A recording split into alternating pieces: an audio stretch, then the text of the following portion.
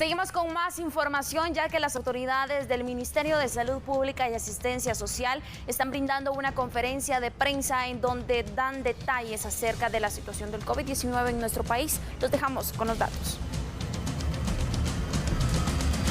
Queremos ponerlos en contexto de cómo está la situación COVID, cómo estamos con otros temas también relacionados con la salud, pero sabemos que hoy lo que más interesa a la población es la situación real, los lineamientos que hemos dado para los últimos acuerdos ministeriales para el cierre de algún tipo de horario en algunos lugares, y también les vamos a hablar de la situación hospitalaria y otros temas que ustedes tengan en agenda que preguntar. Aquí estamos para poder apoyarlos.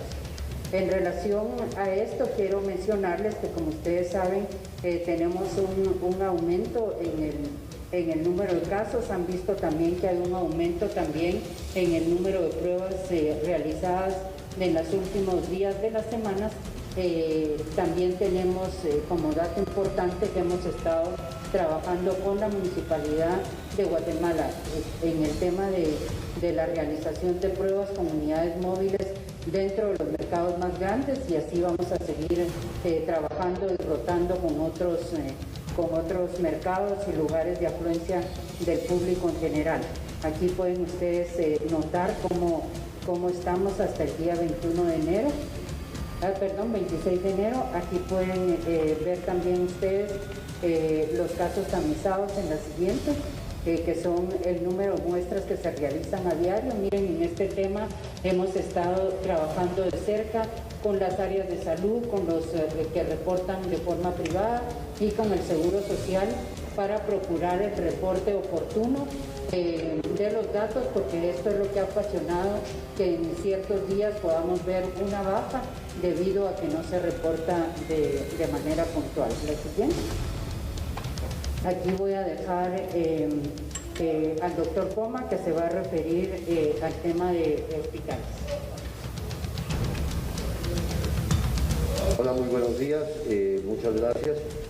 En la gráfica anterior ustedes pudieron ver el crecimiento importante en el número de casos tamizados, pero de esa gráfica vale la pena resaltar cuál ha sido la tendencia prácticamente de las últimas 2 semanas, que es la situación que nos puso en alerta, así como el incremento en el volumen de casos consultando a los hospitales. Siguiente, por favor. Específicamente, aquí tenemos una gráfica, es un poquito complicada, pero lo que vale la pena resaltar es que también en ella se puede observar por cada grupo de hospital los que tenemos ya en distintos departamentos casos que exceden el 70% de ocupación. Resaltamos y van a ver que tenemos una alta incidencia de casos en los hospitales Roosevelt, en el San Juan de Dios, en áreas de hospitales chiquitos también que nos llama la atención, por ejemplo, San Pedro Néctar, en Solola, en el temporal de Quetzaltenango, en el temporal del Parque de la Industria en Villanueva, y en Zacapa también un crecimiento importante en el número de casos, aunque sí quisiera resaltar que en estos últimos días de esta semana estamos viendo una tendencia a la estabilización desde la perspectiva de llegada de nuevos casos graves. Sí estamos teniendo una mayor afluencia en el número de casos moderados. Siguiente, por favor. Pero esta es la situación, es específicamente cómo están los porcentajes de ocupación. 127% en el parque temporal de la industria, con el total de camas de terapia intensiva que tienen habilitadas, que son 38, por encima del 100% de ocupación. ¿A qué se deben estos porcentajes que exceden el 100%? Lo he explicado en varias conferencias de prensa. Es muy importante señalar que dentro del proceso que se hizo al momento de llegar al ministerio, implementamos un número de camas dedicadas a la atención de los pacientes COVID, y por lo tanto estas camas no son lo que diríamos camas sensables, o porque no son camas que específicamente están dedicadas a la atención de estos pacientes, pero ante el crecimiento de casos se habilitan más camas. Tenemos la capacidad de crecer y hoy en día todavía tenemos una capacidad de crecimiento de más de 250 camas.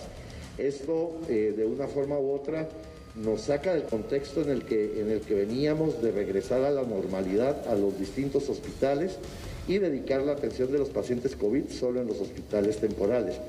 Por el repunte en el número de casos, esta condición hubo que revertirla y por lo tanto solicitamos a los distintos hospitales de la red que volvieran a habilitar todas las camas COVID posibles y además le solicitamos a los hospitales en donde trabajamos en crecimiento de infraestructura, en donde, por ejemplo, el Hospital de Villanueva, se habían venido trabajando en los últimos 2 meses la implementación de más de 50 camas nuevas.